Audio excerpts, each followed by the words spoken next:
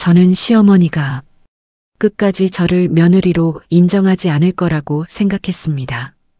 결혼한 뒤 10년 동안 저는 이 집의 며느리였지만 사실은 식모처럼 살았습니다. 새벽 5시에 일어나 밥을 하고 아이를 키우고 집안일을 다 해도 돌아오는 건 늘 같은 말이었지요. 그건 그렇게 하는 거 아니다. 내가 뭘 한다고 그러니? 이 집에서 편하게 살 생각하지 마라. 남편은 늘 말했습니다. 엄마 원래 그런 사람이야. 그냥 참아. 그래서 저도 참았습니다. 하루만 더, 한 번만 더, 그러면 괜찮아질 줄 알았습니다. 그런데 어느 날 남편이 집을 비운 사이 시어머니가 저를 보며 말했습니다. 이제 너 이 집에서 나가라. 애들은 두고 가고. 그날 저는 두 아이 손을 잡고 정말 아무것도 없이 집을 나왔습니다. 그렇게 끝난 줄 알았습니다. 그런데 1년 뒤 저를 쫓아냈던 시어머니가 반신불수로 쓰러졌다는 연락이 왔습니다. 그리고 사람들은 말했습니다. 그래도 며느리가 가야지. 저를 내쫓은 사람을 다시 제가 돌봐야 했습니다. 대체 저는 그 집으로 왜 다시 돌아가야 했을까요? 새벽 5시였습니다. 알람이 울리기 전이었지요. 김민지는 눈을 떴습니다. 어둠이 아직 방 안에 남아 있었고 창문 너머로는 희미한 새벽빛이 번지고 있었습니다. 옆에 누운 아이들은 곤히 자고 있었어요. 민지는 잠시 그 얼굴을 바라보다가 조심스럽게 이불을 걷고 일어났습니다. 방바닥이 차가웠습니다. 민지는 익숙한 걸음으로 부엌으로 갔습니다. 부엌불을 켜자 줬고 긴 조리대가 노랗게 드러났지요.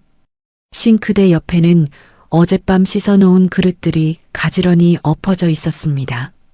민지는 주전자를 올리고 쌀을 씻고 냉장고 문을 열어 반찬통을 하나씩 꺼냈습니다.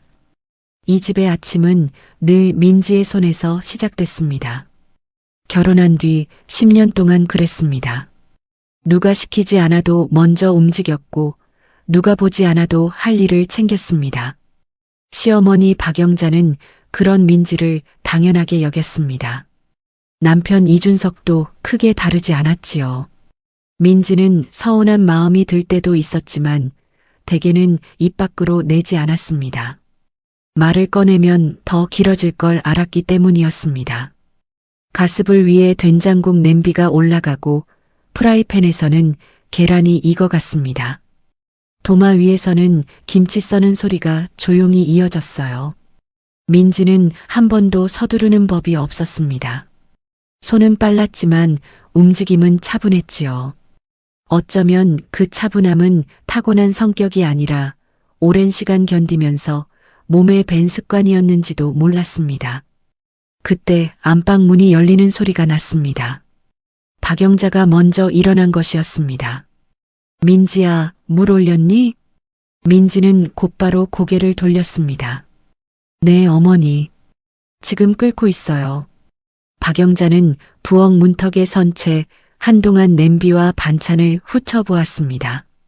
아직 잠이 덜 깬 얼굴이었지만 시선만큼은 늘 또렷했지요. 국은 좀 싱겁게 해라. 어제는 짰어. 네. 오늘은 조금 덜 넣었어요. 계란은 애들 것만 하지 말고 준석이 것도 챙기고. 네, 알겠습니다. 짧은 대화였습니다. 다툼도 아니었고 그렇다고 따뜻한 말도 아니었습니다. 그저 이 집에서 늘 오가던 말투였지요. 민지는 그런 말들을 오래전부터 흘려듣는 법을 익혔습니다. 마음에 다 담아두면 하루를 버틸 수 없다는 걸 알았기 때문이었습니다. 조금 뒤 아이들이 하나둘 깼습니다. 초등학교 4학년 딸 서연은 이불을 반쯤 뒤집어 쓴 채로 나와 눈을 비볐고 2학년 아들 민주는 비틀비틀 걸으며 엄마부터 찾았습니다. 엄마, 오늘도 계란 있어? 민지가 웃으며 대답했습니다. 있지. 우리 민준이 좋아하는 반숙으로 했어요.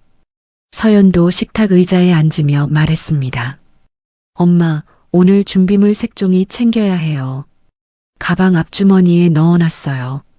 어젯밤에 서연은 그제야 안심한 표정을 지었습니다. 민지는 아이들 얼굴을 보며 잠깐 미소를 지었습니다. 그 순간만큼은 마음이 조금 풀렸지요. 아이들은 민지에게 위안이었습니다. 살아야 하는 이유였고 버텨야 하는 이유이기도 했습니다. 남편 이준석은 가장 늦게 일어났습니다. 머리를 대충 쓸어넘긴 채 식탁에 앉아 물 한 컵을 마셨지요. 민지는 남편 앞에 수저를 놓고 밥그릇을 내밀었습니다. 오늘 일찍 나가요? 준석은 국을 한 숟갈 뜨며 대답했습니다. 응. 오전 회의가 있어. 그러자 박영자가 바로 말을 받았습니다. 민지가 도시락도 좀 더 신경 써야 해. 밖에서 사 먹는 것도 한두 번이지. 준석은 난처한 얼굴로 웃었습니다. 엄마, 그냥 회사에서 먹어도 돼. 민지는 말없이 반찬 접시 위치만 조금 바꿨습니다. 굳이 자기 생각을 덧붙이지 않았지요. 이 집에서는 한마디 덜 하는 것이 더 편할 때가 많았습니다. 아침 식사가 끝나면 민지의 일은 더 바빠졌습니다. 아이들 양치를 시키고 옷매무새를 정리하고 학교 갈 준비를 다시 확인해야 했습니다. 준석의 셔츠를 다림질에 건네고 시어머니가 드실 약을 물과 함께 챙겨야 했지요. 식탁을 닦고 설거지를 하고 세탁기를 돌리는 일도 남아 있었습니다. 집은 오래된 아파트였습니다. 햇빛이 잘 드는 편은 아니었지만 오전이 되면 거실 창문으로 옅은 빛이 들어왔습니다. 그 빛이 소파 끝에 걸리고 장롱 손잡이에 반사되고 바닥의 생활 자국 위에 조용히 내려앉곤 했습니다. 민지는 그 익숙한 풍경 속에서 하루를 보냈습니다. 매일 비슷했고 그래서 더 조용히 지치는 날들이었습니다. 그래도 겉으로 보기에는 평온한 집이었습니다. 남편은 회사에 다니고 아이들은 학교에 가고 시어머니는 집을 지켰습니다. 민지는 살림을 맡았습니다. 누가 보면 무난한 가정이라고 생각할 수도 있었지요. 큰 소리가 자주 나는 집도 아니었고 밖으로 드러나는 문제도 없었습니다. 하지만 조용한 집이라고 해서 마음까지 고요한 것은 아니었습니다. 민지는 가끔 자신이 이 집의 가족인지 아니면 늘 허락을 받아야 하는 사람인지 헷갈릴 때가 있었습니다. 냉장고 반찬 하나를 꺼낼 때도 아이들 간식을 살 때도 잠깐 쉬어 앉아 있을 때조차 눈치가 보였지요. 시어머니는 대놓고 화를 내기보다 사소한 말로 민지의 마음을 건드리는데 익숙한 사람이었습니다. 그건 그렇게 하는 게 아니다. 내가 살아보니 다 이유가 있다. 며느리는 집안을 편하게 해야지. 그런 말들이 날마다 조금씩 쌓였습니다. 민지는 한 번씩 거울 앞에 설 때마다 자기 얼굴이 예전과 달라졌다는 생각을 했습니다. 눈밑은 쉽게 피곤해졌고 웃는 얼굴도 전보다 조심스러워졌지요. 그렇다고 누군가를 원망하며 사는 사람은 아니었습니다. 원래도 책임감이 강했고 맡은 일은 끝까지 해내려는 성격이었어요. 그래서 더 오래 버텼는지도 몰랐습니다. 참으면 지나갈 거라고 믿었고 잘하면 달라질 거라고 생각했지요. 오전이 지나고 아이들과 남편이 모두 집을 나가자 집안은 금세 조용해졌습니다. 시계 초침 소리가 들릴 만큼 적막했습니다. 민지는 거실 창문을 열어 환기를 시켰습니다. 찬바람이 커튼을 살짝 흔들었습니다.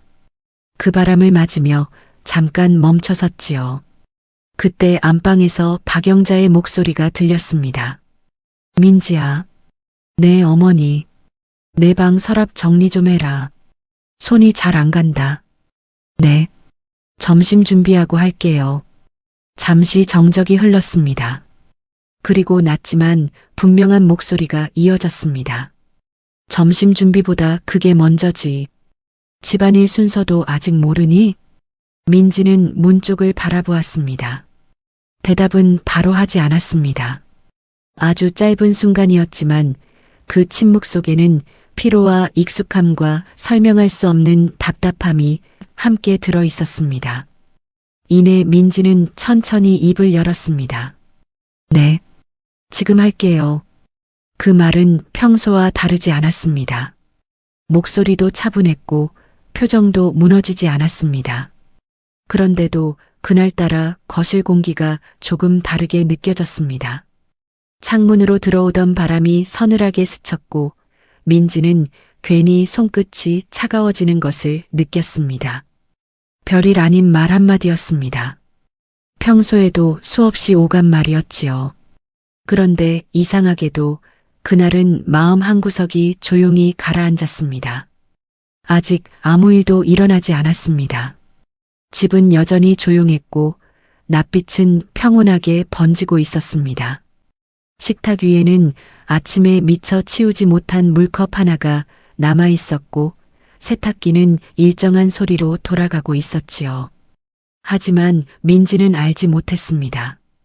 이 익숙한 하루가 오래가지 않으리라는 것을요. 늘 같아 보였던 이 집의 공기가 조금씩 다른 방향으로 흐르기 시작했다는 것을요.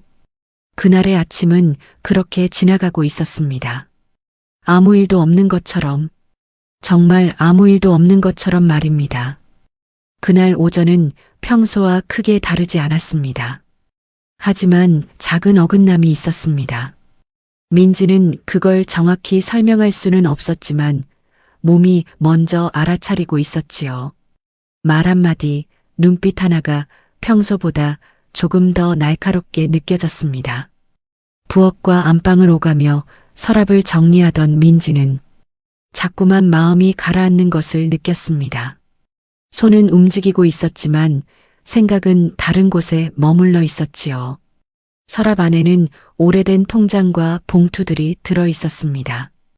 이미 몇 번이나 정리했던 것들이었지만 박영자는 다시 꺼내 확인하듯 민지에게 맡겼습니다. 이건 그대로 두고 저건 버려. 쓸데없는 건 다 치워. 네, 어머니. 민지는 조용히 답했습니다. 손을 멈추지 않고 종이를 한 장씩 넘겼습니다. 그런데 그 중 하나가 눈에 들어왔습니다. 아이들 이름이 적힌 통장이었습니다. 민지는 잠시 시선을 멈췄습니다. 어머니, 이건 아이들 통장인데요. 박영자가 뒤에서 말했습니다. 그거 내가 관리하는 거야. 내가 알 필요 없어. 민지는 아무 말도 하지 않았습니다. 다만 그 통장을 다시 제자리에 넣으며 마음이 조금 불편해졌습니다. 그 불편함은 오래가지 않았습니다. 아니, 오래가지 않으려 했습니다. 이 집에서는 대부분의 생각을 오래 붙잡고 있지 않는 것이 좋았기 때문입니다. 점심시간이 가까워졌습니다. 민지는 국을 다시 데우고 반찬을 정리해 상을 차렸습니다. 박영자는 식탁에 앉아 있었지만 숟가락을 들지 않았습니다. 왜요, 어머니? 식사 안 하세요? 이게 뭐야? 짧은 말이었습니다. 민지는 상 위를 다시 한번 살펴보았습니다. 평소와 다르지 않은 반찬들이었습니다. 된장국도 있고 어제 드시던 나물도. 내가 말했지. 짜다고. 민지는 잠시 멈췄습니다. 오늘은 조금 덜 넣었는데요. 박영자의 표정이 굳어졌습니다. 내가 덜 넣었다고 덜 넣은 게 아니야. 입맛이라는 게 있는 거야. 민지는 더 말을 잇지 않았습니다. 그저 고개를 살짝 숙였습니다. 죄송합니다. 그 말은 습관처럼 나왔습니다. 마음이 따라가지 않아도 입이 먼저 움직였지요. 잠시 조용해졌습니다. 식탁 위에는 숟가락 부딪히는 소리만 작게 울렸습니다. 하지만 그날은 이상하게도 그 조용함이 더 길게 느껴졌습니다. 식사가 끝난 뒤 민지는 설거지를 시작했습니다. 물소리가 부엌을 채웠습니다. 그 소리 덕분에 다른 생각을 하지 않아도 되는 시간이었습니다. 그때였습니다. 민지야. 안방에서 부르는 소리였습니다. 네, 어머니. 민지는 손을 닦고 안으로 들어갔습니다. 박영자는 침대 위에 앉아 있었습니다. 손에는 작은 봉투 하나가 들려 있었습니다. 이거 봐라. 민지가 가까이 다가갔습니다. 이게 뭔지 아냐? 잘 모르겠습니다. 생활비야. 짧은 정적이 흘렀습니다. 이번 달 왜 이거밖에 안 남았어? 민지는 순간 말을 잃었습니다. 어머니, 이번 달은 아이들 학원비랑. 학원비? 박영자의 목소리가 올라갔습니다. 누가 그렇게 보내래? 아이들이. 애들 키우는 건 다 때가 있는 거야. 공부보다 사람이 먼저지. 민지는 조용히 서 있었습니다. 그리고 이 집에서 쓰는 돈이야. 내 마음대로 쓰는 거 아니야. 그 말이 가슴에 남았습니다. 이 집에서 쓰는 돈. 민지는 입을 열었다가 다시 다물었습니다. 설명해도 달라지지 않는다는 걸 알고 있었지요. 하지만 그날은 조금 달랐습니다. 어머니, 그래도 아이들 교육은. 그 순간 공기가 바뀌었습니다. 박영자의 눈빛이 달라졌습니다. 지금 나한테 따지는 거니? 민지는 놀라 고개를 저었습니다. 아니요, 그런 게 아니라. 그럼 뭔데? 말이 끊겼습니다. 민지는 더 말을 이어가지 못했습니다. 설명하려던 말들이 목에서 막혀버렸습니다. 잠시 침묵이 흐른 뒤 박영자가 천천히 입을 열었습니다. 요즘 좀 변한 것 같아. 민지는 아무 대답도 하지 않았습니다. 예전엔 안 그랬는데. 그 말은 조용했지만 무거웠습니다. 민지는 시선을 바닥으로 내렸습니다. 자신도 모르게 손을 꽉 쥐고 있었습니다. 그날 이후로 분위기는 조금씩 달라졌습니다. 아주 작은 변화였습니다. 하지만 분명히 이전과는 달랐습니다. 말투가 조금 더 짧아졌고 시선이 오래 머물렀고 사소한 일에도 이유를 묻는 일이 늘어났습니다. 민지는 그 변화를 느끼고 있었습니다. 하지만 어떻게 해야 할지는 알 수 없었습니다. 예전처럼 더 조용히 하면 되는 건지 아니면 무언가를 설명해야 하는 건지 그 경계를 알 수 없었지요. 저녁이 되었습니다. 아이들이 돌아오고 집안이 다시 조금 시끄러워졌습니다. 민지는 아이들 옷을 갈아입히고 간식을 챙겨주었습니다. 엄마, 오늘 학교에서. 아이들의 이야기를 들으며 민지는 잠시 웃었습니다. 그 순간만큼은 마음이 편안해졌습니다. 하지만 그 평온함은 오래가지 않았습니다. 박영자가 거실에서 말했습니다. 민지야, 애들 방 좀 치워라. 너무 어수선하다. 민지는 바로 일어났습니다. 네, 어머니. 아이들이 잠시 민지를 바라보았습니다. 말없이. 민지는 아이들 시선을 피하지 않았습니다. 그저 웃어 보였습니다. 괜찮다는 듯이. 하지만 속으로는 알고 있었습니다. 무언가가 조금씩 틀어지고 있다는 것을요. 아직 큰 사건은 없었습니다. 다툼도 폭발도 없었습니다. 그럼에도 불구하고 민지는 점점 더 숨이 막히는 기분을 느꼈습니다. 이 집에서의 자신의 위치가 조금씩 좁아지고 있다는 생각이 들었지요. 밤이 깊어졌습니다. 아이들이 잠든 뒤 민지는 거실에 혼자 앉아 있었습니다. 불을 크게 켜지 않고 작은 스탠드 하나만 켜두었습니다. 집은 조용했습니다. 너무 조용해서 오히려 생각이 더 또렷해지는 밤이었습니다. 민지는 조용히 중얼거렸습니다. 내가 뭘 잘못한 걸까? 대답은 없었습니다. 그리고 그 질문은 쉽게 사라지지 않았습니다. 그날 밤 민지는 오래 잠들지 못했습니다. 눈을 감아도 마음이 가라앉지 않았습니다. 무언가 시작되고 있다는 느낌만 남아 있었습니다. 하지만 아직은 알 수 없었습니다. 이 균열이 어디까지 이어질지, 그리고 자신이 어디까지 버틸 수 있을지 말입니다. 그 변화는 눈에 띄지 않게 시작됐습니다. 아주 작은 것들이었습니다. 말투가 짧아지고 대답을 기다리지 않는 지시가 늘어났습니다. 시선이 길어졌고 침묵이 무거워졌습니다. 민지는 그 안에서 하루하루를 버티고 있었습니다. 아침은 여전히 같았습니다. 새벽 5시에 일어나 부엌불을 켜고 국을 끓이고 밥을 짓고 아이들을 깨웠습니다. 겉으로 보면 달라진 것은 없었습니다. 하지만 안쪽은 달랐습니다. 말 한마디를 하기 전에 한 번 더 생각해야 했고 행동 하나를 하기 전에 눈치를 봐야 했습니다.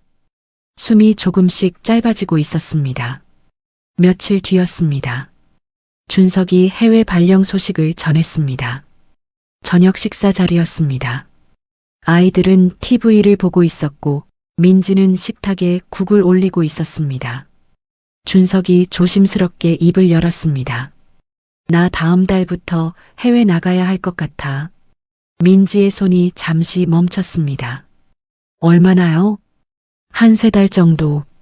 짧은 대화였습니다. 하지만 그 말이 가진 무게는 가볍지 않았습니다.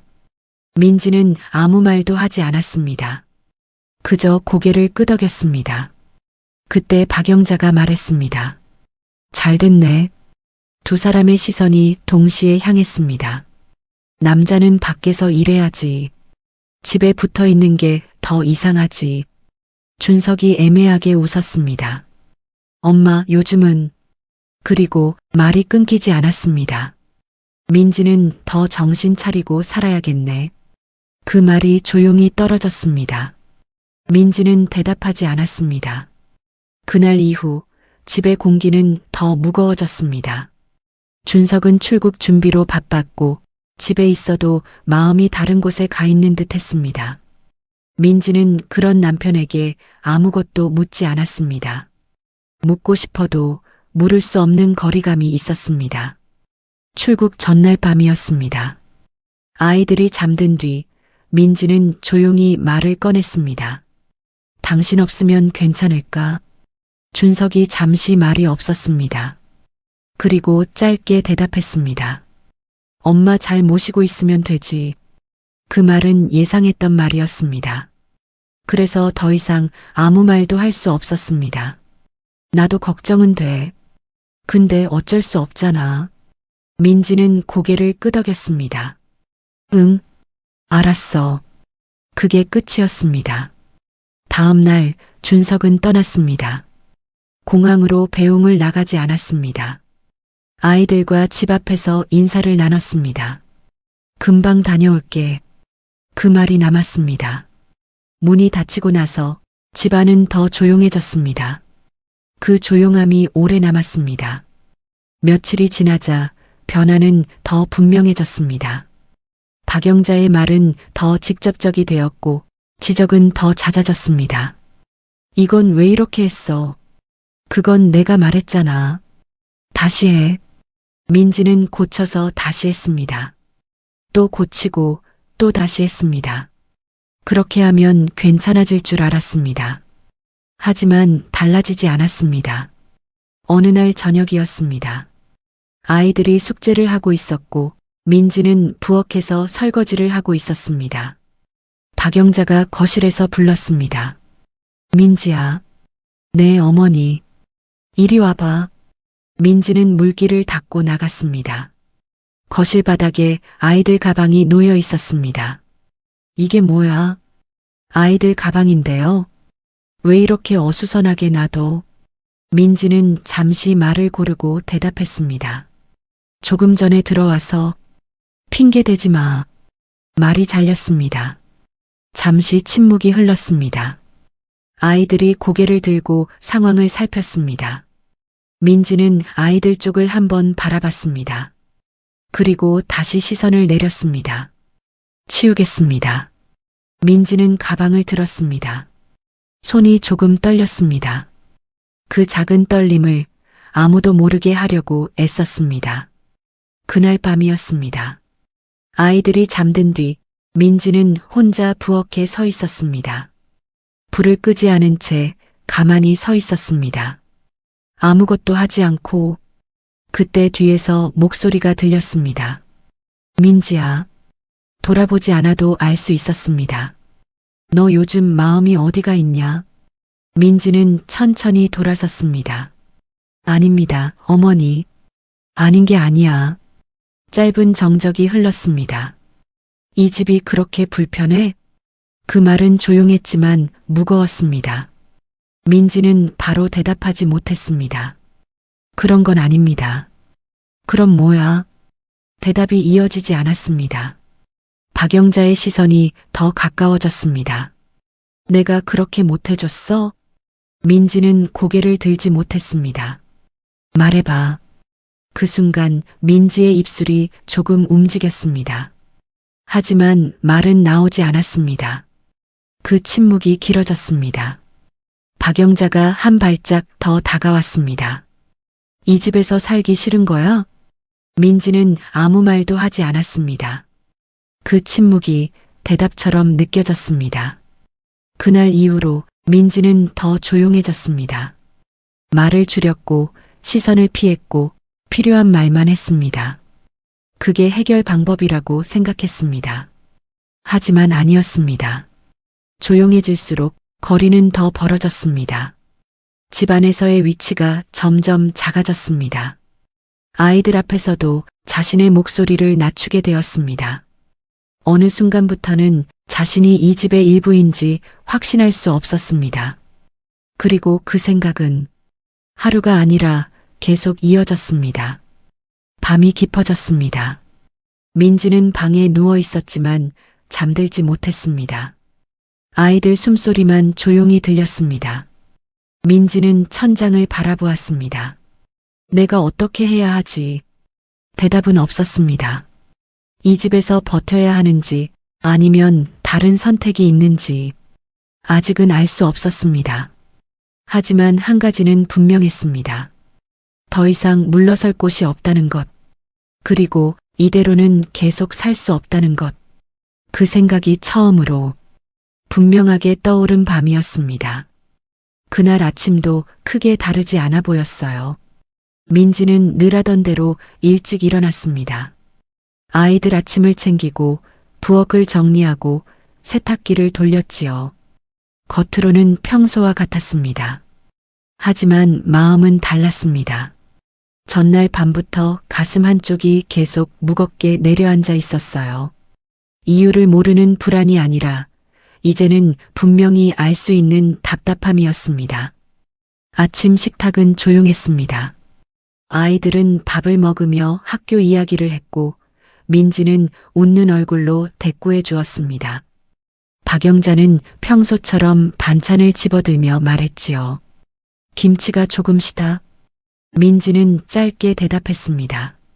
다음엔 더 신경 쓰겠습니다. 준석은 말없이 밥만 먹었습니다.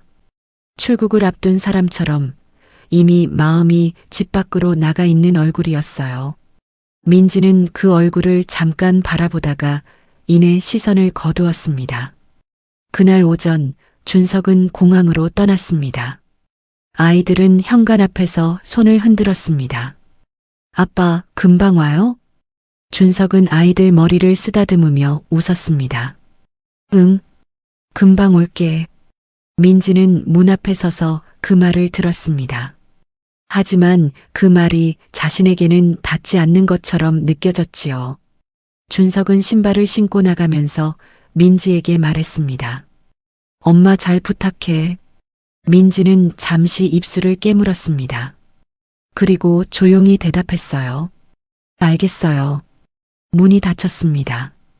그 소리가 유난히 크게 들렸습니다. 집안에는 곧바로 정막이 내려앉았지요. 그날 오후부터 공기는 더 차가워졌습니다.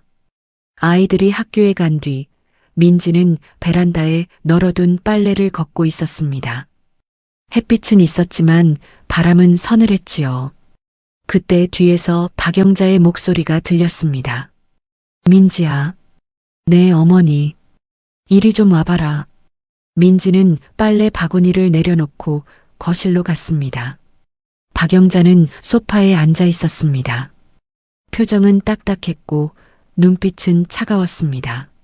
내가 참아보려고 했는데 이제는 안 되겠다. 민지는 그 말이 무엇을 뜻하는지 바로 알지 못했습니다.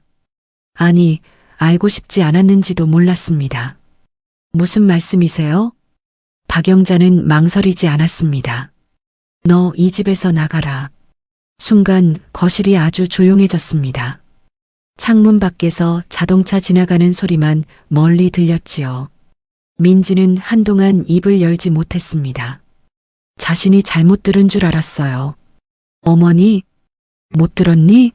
나가라고. 목소리는 높지 않았습니다. 오히려 더 낮고 단단했지요. 그래서 더 차갑게 들렸습니다. 민지는 손끝에 힘이 빠지는 것을 느꼈습니다. 하지만 그대로 서 있었습니다. 제가 뭘 그렇게 잘못했습니까? 그 말은 항변이라기보다 확인에 가까웠습니다. 정말 알고 싶었던 것입니다. 도대체 어디서부터 이렇게 된 것인지. 박영자는 고개를 저었습니다. 잘잘못 따질 것도 없어. 내가 여기서 사는 동안 집안이 편할 날이 없었다. 민지는 바로 대답하지 못했습니다. 억울하다는 감정보다 먼저 허탈함이 올라왔지요. 10년이라는 시간이 한순간에 지워지는 기분이었습니다. 어머니, 저는 제 할 일 다 했어요. 내 할 일? 박영자가 짧게 웃었습니다. 비웃음에 가까운 웃음이었지요. 며느리가 제 할 일 했다고 큰 소리칠 일이냐?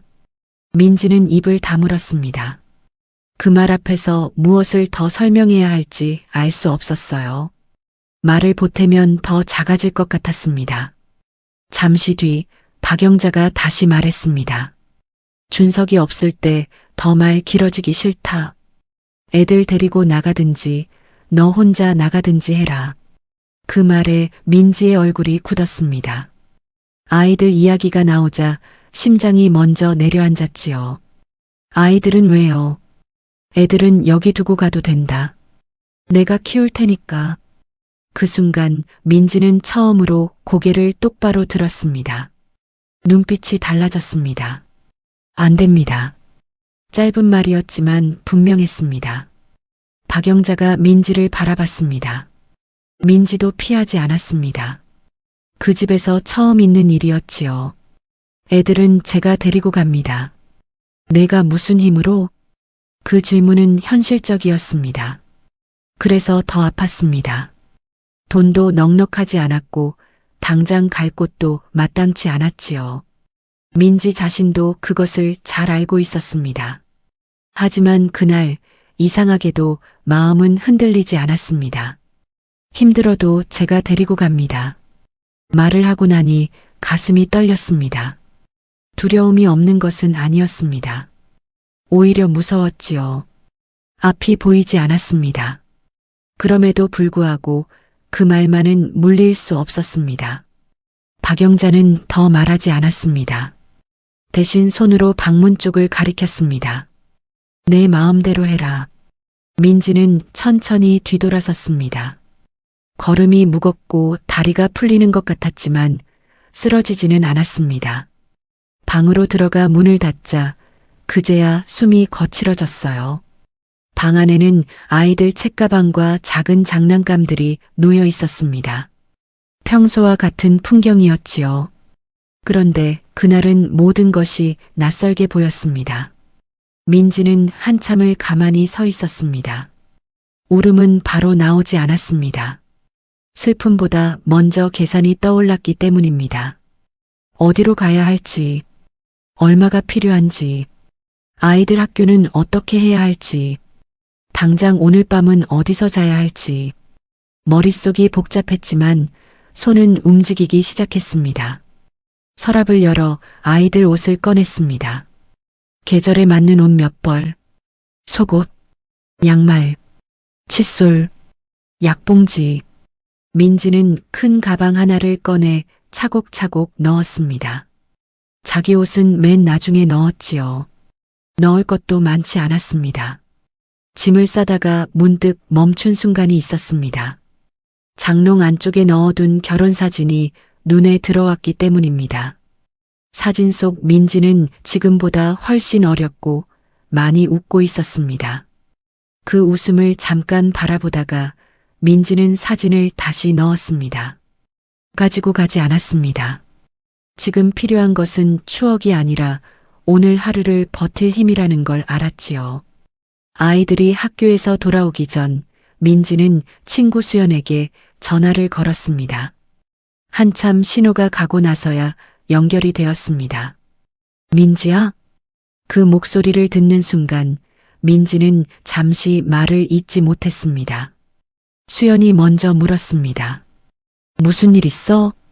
민지는 한참 뒤에야 겨우 말했습니다. 나 오늘 애들이랑 나와야 할 것 같아. 수연도 잠시 조용했습니다. 하지만 곧 또렷하게 말했지요. 알겠어. 일단 와. 와서 생각하자. 그 한마디가 이상하게도 큰 힘이 되었습니다.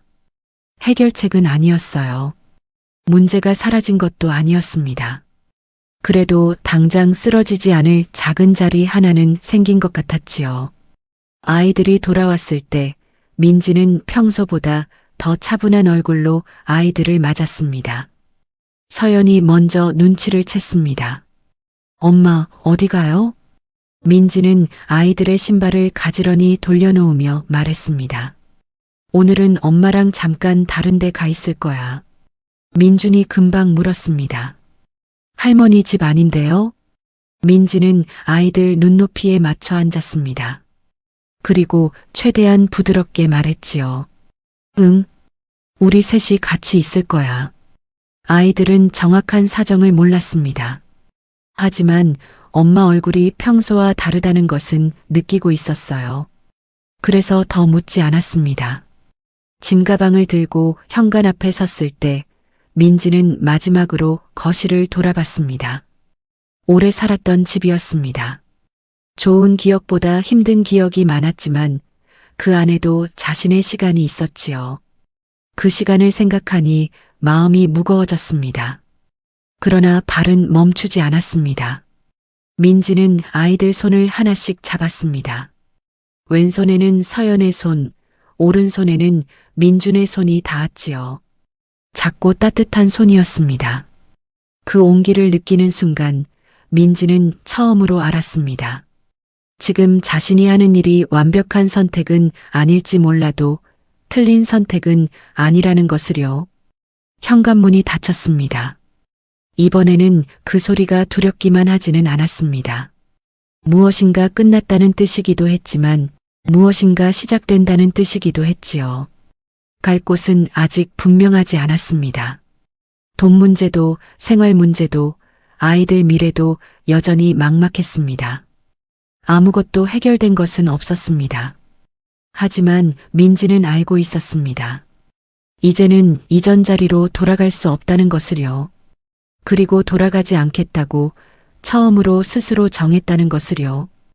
해답은 아직 멀리 있었습니다. 그래도 방향은 정해졌습니다. 민지는 아이들의 손을 조금 더 꼭 잡았습니다.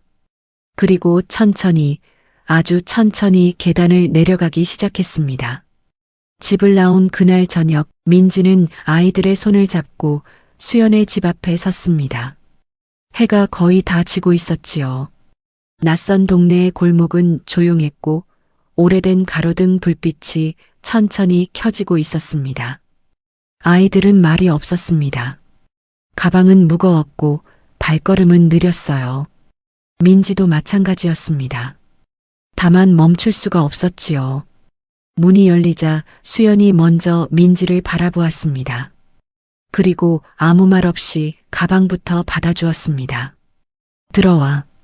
애들 추운데 밖에 서 있지 말고. 그 한마디에 민지는 겨우 고개를 끄덕였습니다. 고맙다는 말이 바로 나오지 않았습니다. 목 안쪽이 꽉 막힌 것처럼 답답했지요. 아이들은 낯선 집 거실에 나란히 앉았습니다. 수연은 따뜻한 보리차를 내왔고 남은 반찬으로 급히 저녁상을 차렸습니다. 된장국 냄새가 퍼지자 민준이 조심스럽게 물었습니다. 엄마, 우리 오늘 여기서 자요? 민지는 아이 얼굴을 오래 바라보았습니다. 불안한 표정을 숨기려 애쓰는 눈이었지요. 민지는 아이 앞에 앉아 부드럽게 대답했습니다. 오늘은 여기서 자고 내일부터는 우리 있을 곳을 찾아볼 거야.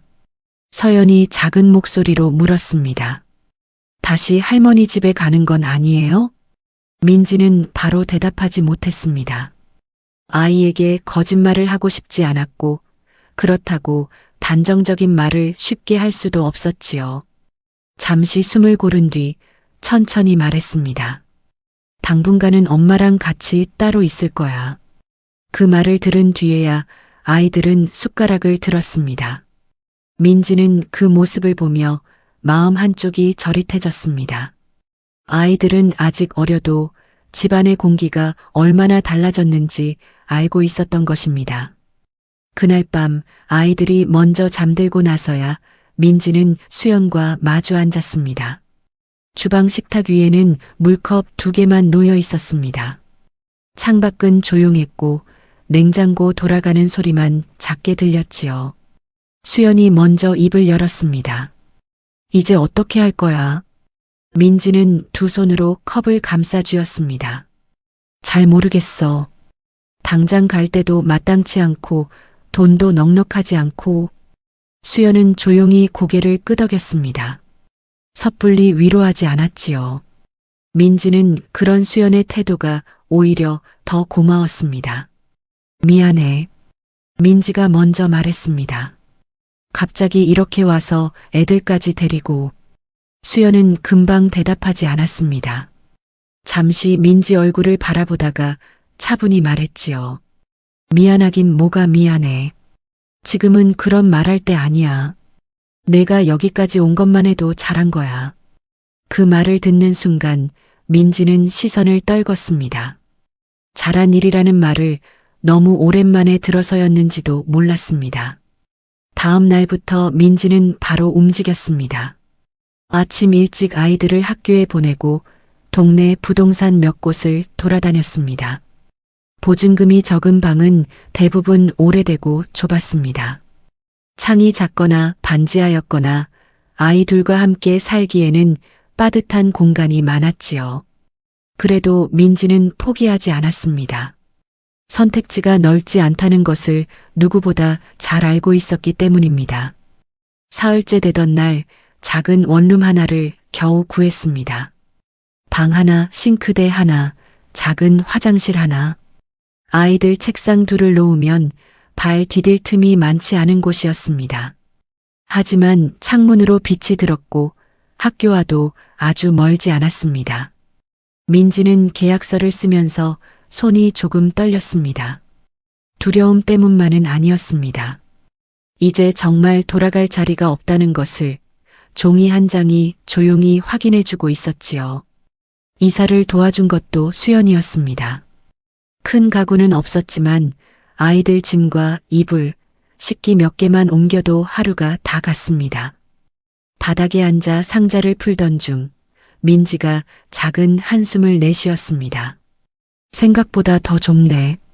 수연이 박스를 정리하다 웃었습니다. 좁아도 괜찮아. 내 마음 편하면 집이지. 민지는 그 말을 듣고 잠시 웃었습니다. 크게 웃지는 못했지만 그래도 처음으로 어깨에 힘이 조금 풀리는 기분이 들었어요. 생활은 곧바로 빡빡해졌습니다. 월세 날짜는 정해져 있었고 아이들 학교 준비물은 끊이지 않았습니다. 민지는 근처 편의점 야간 아르바이트를 시작했습니다. 낮에는 아이들 챙기고 저녁엔 간단히 밥을 해두고 밤이 되면 일을 나갔지요. 몸은 금세 무거워졌습니다. 계산대 앞에 오래 서 있으면 허리가 당겼고 새벽에 돌아와 씻고 누우면 금방 또 아침이 왔습니다. 그럼에도 이상하게 견딜 수 있었습니다. 누가 눈치를 주지 않아도 되었고 한숨 쉬는 소리까지 숨기지 않아도 되었기 때문입니다. 힘들어도 적어도 자기 삶을 스스로 버티고 있다는 감각이 조금씩 생겨났지요. 아이들도 조금씩 달라졌습니다. 처음 며칠 동안 민주는 밤마다 물었습니다. 엄마, 우리 진짜 여기서 계속 살아요? 민지는 아이 이마를 쓸어주며 대답했습니다. 응, 당분간은 여기서 살 거야. 불편한 거 있으면 엄마한테 말해. 민주는 고개를 끄덕였지만 쉽게 잠들지 못했습니다. 서연은 겉으로 더 의젓했습니다. 가방을 먼저 정리하고 동생 숙제도 챙겨주었지요. 그러다 어느 날 밤 설거지를 하던 민지에게 다가와 조용히 말했습니다. 엄마, 응, 나 괜찮아요. 엄마 너무 걱정하지 마요. 민지는 손을 멈추고 아이를 바라보았습니다. 아이는 울지 않았습니다. 오히려 엄마를 안심시키려는 얼굴이었지요. 그 표정을 보는 순간 민지는 미안함이 먼저 밀려왔습니다. 서연아. 민지가 아이 어깨를 가볍게 감싸 안았습니다. 엄마가 미안해. 서연은 잠시 가만히 있다가 작은 목소리로 말했습니다. 엄마가 잘못한 거 아니잖아요. 그 말에 민지는 더 말하지 못했습니다. 사과를 하고도 위로를 받는 기분이 들어서였지요. 시간이 조금 더 지나자 생활에도 아주 작은 질서가 생겼습니다. 벽 쪽에 접이식 책상을 놓고 아이들 책가방은 문 옆에 걸었습니다. 아침엔 식빵을 굽고 계란을 부쳤고 저녁엔 국 하나라도 따뜻하게 끓이려 애썼지요. 월세와 공과금을 적은 종이를 냉장고에 붙여두었습니다. 남는 돈은 많지 않았지만 쓰고 남은 금액을 스스로 계산할 수 있다는 것만으로도 마음이 조금 단단해졌습니다. 수연은 가끔 반찬통을 들고 찾아왔습니다. 그리고 민지가 잠깐이라도 쉬게 하려고 아이들과 숙제를 봐주곤 했지요. 어느 날 수연이 말했습니다. 너 생각보다 잘 버티고 있어. 민지는 싱크대에서 손을 닦다가 고개를 저었습니다.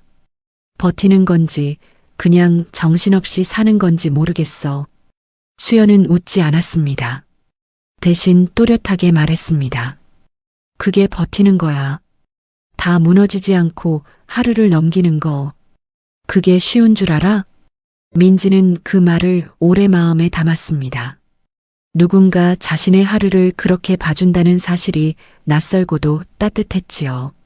준석에게서는 가끔 연락이 왔습니다. 짧은 문자였습니다. 아이들은 잘 있냐? 생활은 괜찮냐? 엄마는 별말 없냐? 민지는 필요한 말만 답했습니다.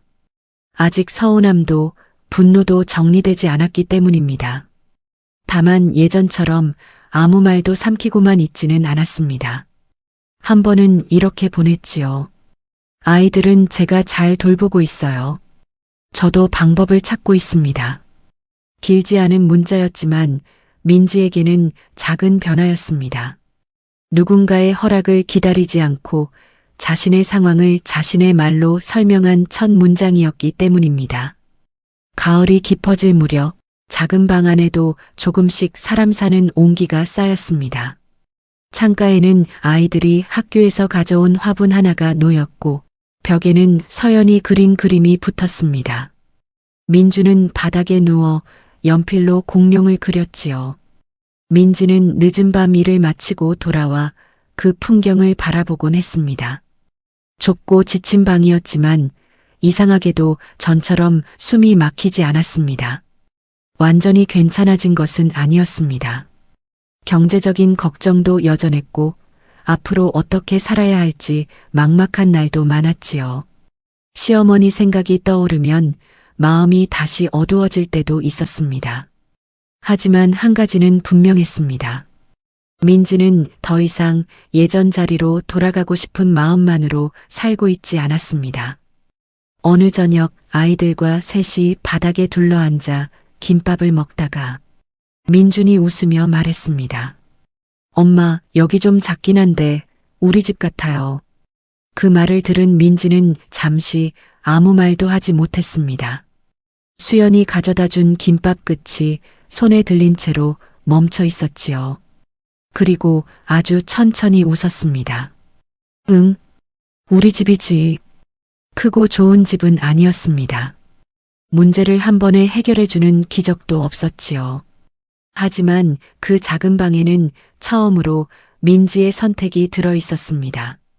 두려움 속에서 시작했지만 하루하루 스스로 지켜낸 자리였어요. 관계도 아직 완전히 풀리지 않았습니다. 다만 아이들과 민지 사이에는 이전보다 더 단단한 믿음이 생기고 있었습니다. 수연과의 우정은 더 깊어졌고 민지는 도움을 받는 일이 부끄러운 것만은 아니라는 것도 조금씩 배워갔지요.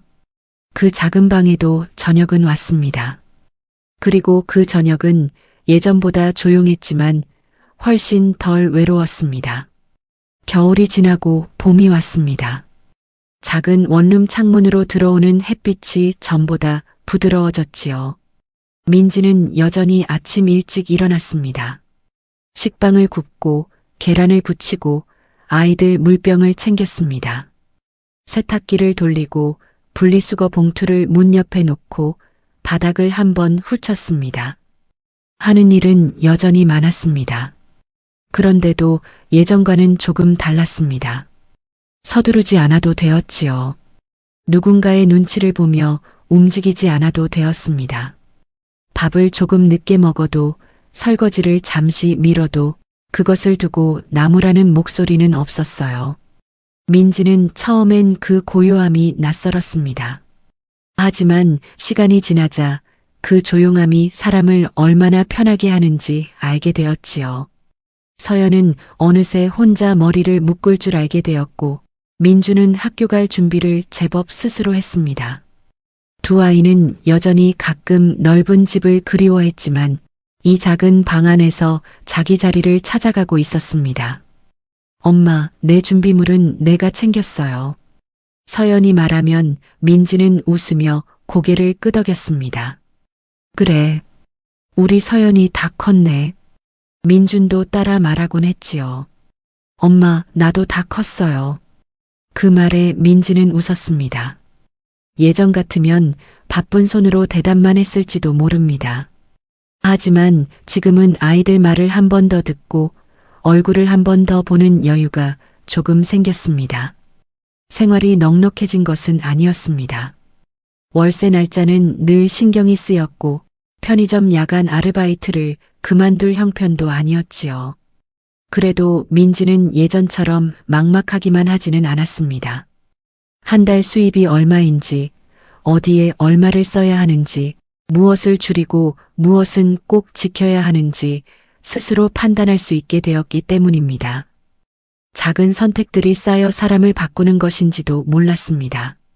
민지는 이제 알았습니다. 삶이 단번에 좋아지는 일은 드물다는 것을요. 하지만 하루를 자기 힘으로 정리하고 다음 날을 자기 마음으로 맞이하는 일은 생각보다 큰 힘이 된다는 것도 알게 되었지요. 주말이면 수연이 반찬통을 들고 찾아오곤 했습니다. 처음에는 도움을 받는 마음이 무거웠습니다. 그러나 어느 날부터는 그 마음도 조금 바뀌었습니다. 도움은 빚이 아니라 함께 버텨주는 마음일 수 있다는 것을 민지는 천천히 배워가고 있었어요. 수연아, 어느 토요일 저녁 민지가 반찬통 뚜껑을 닫으며 말했습니다. 그동안 정말 고마웠어. 수연은 대수롭지 않다는 듯 손을 저었습니다. 고맙긴. 나도 예전에 힘들 때 내가 있었잖아. 민지는 조용히 웃었습니다. 그래도 그땐 내가 이렇게 오래 기댄 건 아니었어. 수연은 잠깐 민지를 바라보다가 말했지요. 기댈 수 있을 때 기대는 것도 용기야. 너 요즘 그걸 배우는 것 같아. 민지는 그 말을 오래 생각했습니다. 맞는 말이었지요. 예전에 민지는 혼자 견디는 것만이 어른의 일이라고 믿었습니다. 아무 말 없이 참아내는 것이 책임이라고 여겼고요. 하지만 지금은 조금 다르게 생각했습니다. 살아간다는 건 때로는 손을 내미는 일이기도 하다는 것을 알게 되었지요. 준석은 해외 발령이 끝난 뒤 가끔 아이들을 보러 왔습니다. 처음에는 어색했습니다. 아이들 앞에서는 웃었지만 민지와 단둘이 마주하면 짧은 말밖에 오가지 않았지요. 시간이 오래 비워둔 자리는 쉽게 메워지지 않았습니다. 어느 날 저녁이었습니다. 아이들이 근처 문구점에 간 사이 준석이 좁은 방 안을 천천히 둘러보다 말했습니다. 생각보다 잘 꾸려놨네. 민지는 싱크대 앞에서 물컵을 닦다가 대답했습니다. 애들이 불편하지 않게 하려고 했어요. 준석은 바로 말을 잇지 못했습니다. 한참 뒤에야 조용히 입을 열었습니다. 그동안 많이 힘들었지. 민지는 손을 멈췄습니다. 그 말은 너무 늦었고 너무 짧았습니다. 그런데 이상하게도 화가 먼저 나지는 않았습니다. 예전 같으면 기다렸을 말이었지만 지금은 그 말 하나로 무언가를 되돌리고 싶지는 않았기 때문입니다. 준석이 다시 말했습니다. 미안해. 민지는 천천히 돌아섰습니다. 준석의 얼굴은 전보다 지쳐 보였고 무엇보다 더 이상 변명하려 하지 않는 눈빛이었습니다. 당신이 몰랐던 건 아니잖아요. 민지의 목소리는 낮고 차분했습니다. 원망을 쏟아내는 말이 아니었지요. 그저 사실을 확인하는 말이었습니다. 준석은 고개를 숙였습니다. 알았어. 그런데 제대로 보지 않았어. 방 안이 조용해졌습니다. 창밖에서는 아이들 웃음소리가 멀리서 들려왔습니다. 민지는 그 소리를 듣고 있다가 다시 입을 열었습니다. 이제 와서 예전으로 돌아갈 수는 없어요. 준석이 작게 고개를 끄덕였습니다. 응, 알아. 하지만 아이들 아빠인 건 변하지 않아요. 그건 같이 지켜요. 그 말에 준석은 한참 뒤에야 대답했습니다. 고마워. 민지는 그 말을 듣고도 큰 표정 변화를 보이지 않았습니다. 다만 마음속에서 아주 오래 묶여있던 매듭 하나가 조금 느슨해지는 느낌은 있었습니다.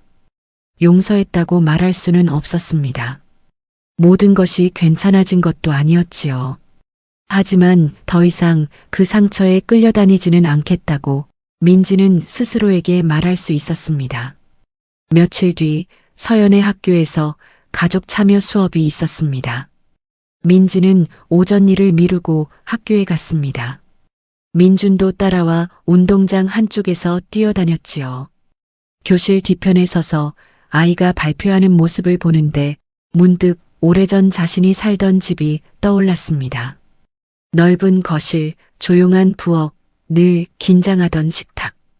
그곳에 민지는 늘 누군가의 기준 안에서 살고 있었습니다. 하지만 지금 교실 뒤에 서 있는 민지는 달랐습니다. 옷차림이 화려한 것도 아니고 생활이 넉넉해진 것도 아니었습니다. 그래도 마음 한가운데에 남에게 넘겨주지 않은 자리가 생겼지요. 그것만으로도 사람은 달라질 수 있었습니다. 수업이 끝난 뒤 서연이 뛰어와 민지 손을 잡았습니다. 엄마 와줘서 고마워요. 민지는 아이 손을 꼭 잡았습니다. 엄마가 더 고맙지. 민준도 옆에서 말했지요. 엄마, 우리 집 가서 오늘 라면 말고 계란국 먹어요. 그 말에 셋이 함께 웃었습니다. 소박한 말이었지만 민지에겐 이상하게 큰 위로가 되었지요. 아이들이 이제 우리 집이라고 자연스럽게 말하는 것이 그동안의 시간을 조용히 증명해 주는 것 같았습니다. 저녁 무렵 집으로 돌아온 민지는 창문을 열었습니다. 바깥 공기에는 아직 조금 찬 기운이 남아 있었지만 햇빛 끝에는 분명 봄이 묻어 있었습니다. 민지는 빨래를 걷어개고 국을 데우고 식탁 위에 수저를 놓았습니다. 늘 하던 일이었습니다. 그런데도 그날은 문득 마음이 고요했습니다. 아이들이 밥을 먹다가 갑자기 말했습니다. 엄마, 응? 우리 엄마라서 좋아요.